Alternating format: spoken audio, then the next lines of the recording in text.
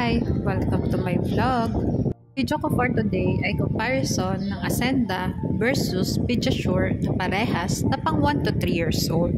Most requested na nga din pala ito at yung nakikita nyo sa screen ay yung latest na nag-request ng review nito. At katulad nga ng dati ay magbabase ako sa nutrition facts ng dalawang gatas na ito at ang measurement na gagamitin ko ay yung per 100 grams of powder.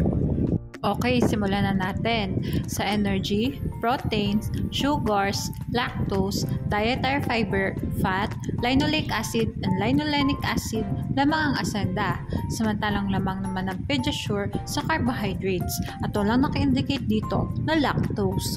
Sa phospholipids, sphingomyelin, and DHA lamang ang Ascenda. Ngunit walang naka-indicate dito na saturated fat and cholesterol. Samantalang naman ang Pediasure sa saturated fat and cholesterol. Ngunit wala naman itong sphingomyelin and phospholipids. Lamang ang Ascenda sa first category. Mag-proceed naman tayo sa vitamins. Sa vitamin D and vitamin B12, lamang ang Ascenda. Samantalang lamang naman ang Pediasure sa vitamin A, vitamin E, vitamin K, vitamin B1, vitamin B2, and vitamin B6. Sa niacin, folic acid, pantothenic acid, biotin, and vitamin C, lamang ang Ascenda. Lamang ang Ascenda sa vitamins.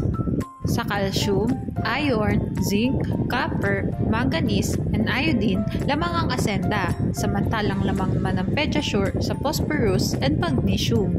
Sa sodium, potassium, molybdenum, chromium, and selenium, lamang ang Ascenda. Samantalang lamang naman ng Pediasure sa chloride. Lamang ang Ascenda sa minerals. Sa choline, taurine, carnitine, inositol, and nucleotides, lamang ang Ascenda. Ngunit wala itong fructoligosaccharides. Samantalang lamang naman ang Pediasure sa fructoligosaccharides and arginine, ngunit wala naman itong nucleotides. Lamang ang Ascenda sa other nutrients. Magtungo naman tayo sa price na parehas kong kinuha sa Lazada. Paalala guys, pwede magbago ang presyo ng dalawang gatas na ito, depende kung saang store nyo sila titingnan. Bale, sa parehas ng 400 grams na bigat ng gatas na ito, ay makikita natin na mas mahal ang Pediasure compare sa Ascenda ng 51 pesos and 75 centavos.